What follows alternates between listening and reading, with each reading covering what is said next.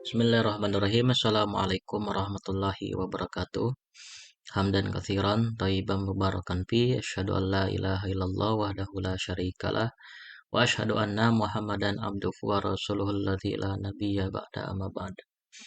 Teman-teman sekalian, alhamdulillah puji dan syukur marilah kita panjatkan kehadirat Allah atas qudroh dan irodahnya kita bisa berinteraksi di kuliah perdana untuk mata kuliah ilmu pendidikan Islam.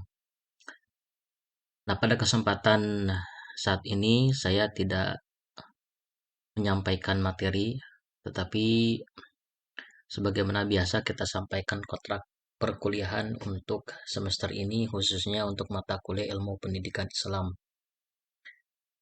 Nah, pertemuan pertama ini Bapak harapkan nanti setelah kalian menyimak pemaparan ini, kalian kemudian menindaklanjuti dari apa yang Bapak sampaikan.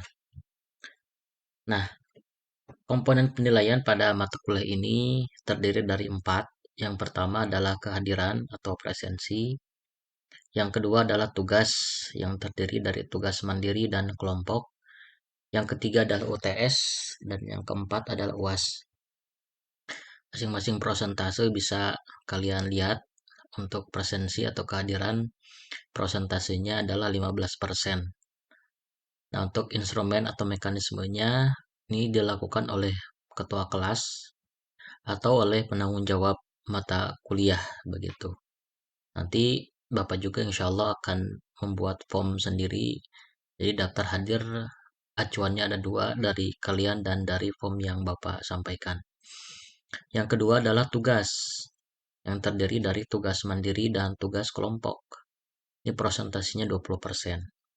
Tugas kelompok ini berupa penelitian kelompok yang dituangkan dalam sebuah makalah yang materinya nanti akan Bapak sampaikan. Kemudian tugas mandiri berupa pengisian kuesioner setelah perkuliahan yang nanti Bapak sampaikan. Kemudian yang ketiga UTS, presentasinya 25% dan UAS 40%. Nah, perihal kehadiran, kalau UTS dan UAS itu wajib hadir kecuali sakit yang berat begitu yang sehingga tidak bisa hadir. Berarti 16 pertemuan di luar UTS dan UAS jadi 14 pertemuan. Dari 14 pertemuan itu Bapak toleransi 2 hari atau 2 kali kalian tidak mengikuti perkuliahan dengan alasan sakit ya. Dan itu mesti konfirmasi kepada ketua kelas penanggung jawab mata kuliah. Nah, ketentuan perkuliahan. 1. Mahasiswa dan dosen wajib menjaga tata krama selama perkuliahan berlangsung. 2. Pembelajaran dilakukan dalam jaringan atau daring. 3. Pembelajaran dilakukan dengan pendekatan asinkronus melalui Google Classroom, WhatsApp Group, YouTube, dan Zoom. 4. Komunikasi dosen dan mahasiswa melalui WhatsApp. Sementara perkuliahan serta tugas-tugas disampaikan melalui Google Classroom. Yang kelima, ketua kelas, sekretaris, atau penanggung jawab kelas membuat daftar hadir di setiap pertemuan. Nah, kemudian setiap mahasiswa wajib melaksanakan tugas mandiri dan kelompok. 7. Tugas kelompok didiskusikan dengan menggunakan Zoom Meeting sebelumnya. Zoom Meeting sebelumnya bagi ke dalam 13 kelompok. 8. Zoom Meeting disediakan oleh kelompok diskusi dengan menyertakan dosen. 9. Jalannya diskusi dituangkan dalam notulen diskusi. Notulen tersebut ditulis oleh anggota kelompok diskusi, kemudian disampaikan ke dosen di tiap pertemuannya oleh ketua kelas. 10. Tugas kelompok dituangkan dalam bentuk makalah sesuai dengan ketentuan yang berlaku. Ketentuan penyusunan makalah. A. Menggunakan kertas A4. B. Margin kiri 4 cm, margin atas 3 cm, margin kanan 3 cm, dan margin bawah 3 cm. C. Menggunakan font Times New Roman ukuran 12. D. Template makalah akan disampaikan kepada ketua kelas. E. Menggunakan ketentuan penulisan yang baik dan benar. Dilarang copy paste karena akan dideteksi melalui cek plagiarisme atau Turnitin. F. Perkaya akan referensi, buku dan jurnal. G.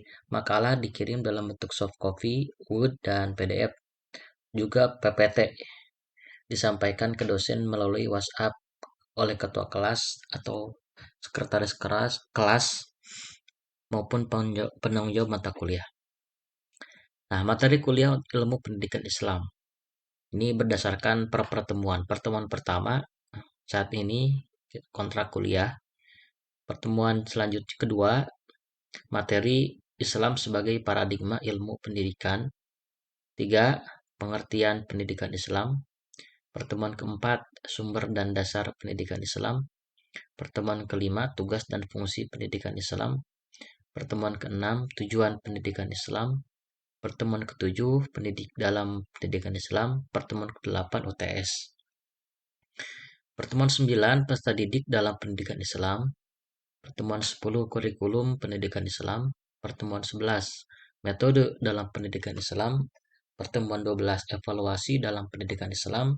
Pertemuan 13, kelembagaan dalam pendidikan Islam. Pertemuan ke-14, teologi pendidikan Islam.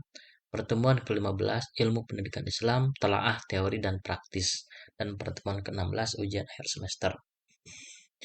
Nah, itu saja barangkali kontrak kuliah pada yang bisa Bapak sampaikan pada kesempatan saat ini. Jadi, sekarang kalian coba bagi menjadi 13 kelompok dan masing-masing menyampaikan materi yang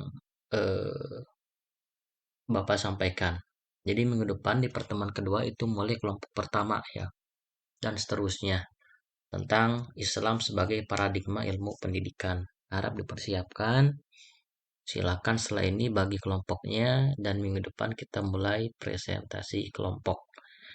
Itu saja barangkali yang bisa Bapak sampaikan. Jika ada suatu hal yang kurang difahami, nanti ketua kelas bisa berkomunikasi dengan Bapak melalui WhatsApp. Sekian, Assalamualaikum warahmatullahi wabarakatuh.